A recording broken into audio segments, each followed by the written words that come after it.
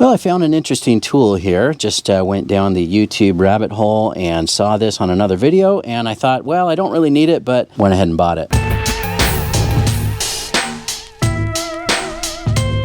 Hey, what's up YouTube? Dan the Fix-It Man. Just picked up this Tone ratcheting wrench. Now this is interesting and different than most ratcheting wrenches. This is ratcheting at both ends. This is a ratcheting open end. I'm sure some of you have probably seen some other gimmicky looking wrenches, some speed open end wrenches for certain things, and I never really thought I would want or need anything like this. But I saw a couple YouTube videos. I kind of went down the same rabbit hole that you're probably going down right now, and I saw this guy right here and I thought, well, there is one reason I can think I might want this and could see this being useful. Now, of course, this end, the ratcheting box end, is useful in itself, and it's also a flex head. Now, this also has a little detent ball on the flex head side and a little serrated part right here where you can set the angle, which I do like. It's another thing that I've seen on some of the other Tone wrenches that I've looked at. The ultra long ratcheting wrench set that I really like those. They have the offset and the flex head. I'll put a link to that video here in the description too. But I picked up this one because of this little feature right here. The open end is also ratcheting. I know that might not make a lot of sense, but if you look closely at this, there's a little spring-loaded part on the inside here that comes out. It's got like little teeth on here, and then this part of the wrench is a different design. You can see right here this little wave. It's designed to apply pressure to the flat part of the fastener.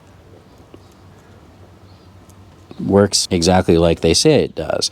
If you need to go the other way, just flip it over. It's even got little directional arrows on here. It's got directional arrow here on the other side too, which is nice. A 12 point here on this side. Now, the part number here is RMFQ-10 or 10, that's the size. Now, I did a little bit of a Japanese translation here, and it basically says that both ends will ratchet or both ends will turn, and it says that this allows you to get into a small space where other wrenches may not. Now, of course, there's some unique situations where you can't fit a box end in an area or a socket. If you only have access for an open end wrench, rather than sitting there flipping it around, I think this will save some time. But there was one use that stood out to me, which was really brake lines. You know, brake lines when changing out a master cylinder or anything really like that. I think this will come in handy. Now, with that said, I don't think I would ever try to break loose a brake line with something like this. That's where you would use a regular flare nut wrench. This is a Craftsman, but this is the Forged in USA Craftsman. It's pretty old, but once you break it loose, you can switch over to something like this and spin that the rest of the way off. I think that'll come in handy. I think something like this could be a little bit of a time saver because a lot of times you can't thread them in with your hand because the resistance is a little too strong. But let's pop the hood. I'll go show you what I'm talking about. You can see right here on a brake line, once this is broken loose, then you don't have to use the flare nut wrench, you know, to take it off and put it back on. You could just ratchet this all the way around. You can see that does ratchet back and forth, and it still grabs onto that so that you can continue to loosen it. Now, I don't want to break this loose right now because I don't feel like bleeding my brakes, but you can see how that can be a time saver because a lot of times when you thread these in, especially when, you know, if you're changing out this master cylinder, when you start to thread these in, you can only get so far by hand, and then you can switch over to something like this, zip that in, and then tighten it with a flare nut. Same with the ABS line right here. You can see how much easier you can get on there, and just this easily ratchets around. Again, you could break this loose with a flare nut wrench and then switch over to something like this and zip that off really quick. I noticed in Japan, a lot of the translations call a box end wrench a glasses wrench.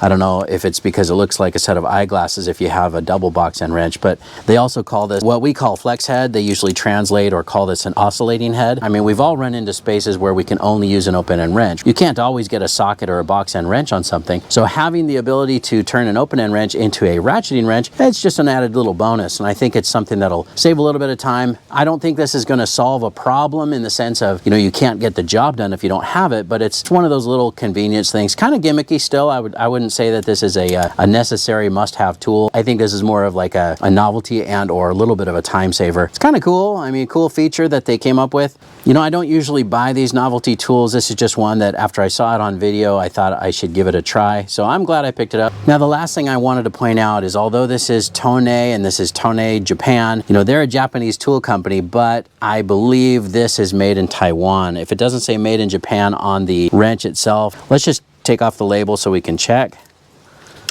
if it says made in Japan or not.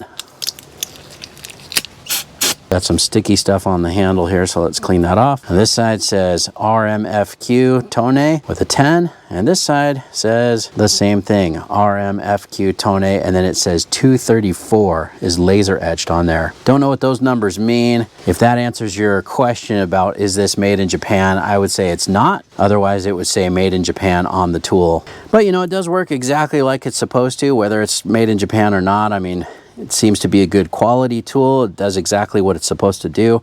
Now, the novelty of this end alone kind of made it more interesting to me, and that's why I picked this up. But still a very good quality ratcheting 10mm wrench, which, I mean, who doesn't need another 10mm wrench, especially flex head ratcheting? Definitely something that you will use and need, and I'm sure I'll be using this. Now, just a quick comparison here is a gear wrench 10mm flex head that a lot of you might also have. You'll notice that the tone is a little bit shorter, but also I've noticed here at the box end, the tone is smaller.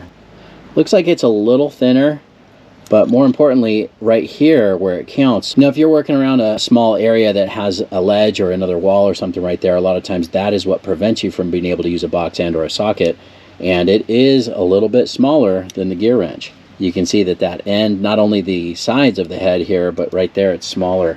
Here, just for comparison, is a Craftsman. This is a ratcheting Craftsman, but not a flex head. And same thing, the Tone head is smaller, which would allow for access into some tighter spaces. So there you can see the length compared to the gear wrench and to this straight Craftsman one here that's not a flex head. Even if this open end ratcheting is a little bit of a novelty, it's just nice to have another option. Not only is it a smaller access head, but the smaller length sometimes is going to help you in certain situations. So glad I picked it up. Definitely something that I would recommend. It's pretty inexpensive for what it was. Now, this is not a sponsored video. I did buy this from Amazon Japan, and it was pretty inexpensive even with international shipping. Now, I only bought the one wrench because I really wanted to get a feel for the quality overall, but now that I have it in my hands, I definitely would recommend you pick these up. You know, like I said, I had seen this on YouTube and was just kind of curious about this ratcheting open-end feature. Even though I thought it might be kind of a gimmick or a novelty, I still just wanted to grab it, get a hold of it. I didn't buy an entire set of these. I just wanted to at least get this in my hands and see if I like the quality overall. And I do. I'm happy with it. I would definitely pick up some more of these. I might end up getting the entire set of these, but at least for right now, I was really happy with the 10, knowing that you really just can't have too many 10mm wrenches in your drawer, especially when it has the flex head ratcheting feature. And knowing now that this is a smaller head design than the gear wrench, flex head, and some of the others, that's just an added bonus. I hope you liked the video. Please give it a thumbs up and subscribe if you don't mind. That does help me out. I'll get a link in the description where you can pick up this exact same wrench along with the other sizes that they have available as well if I can find them. Thanks so much for watching, and good luck.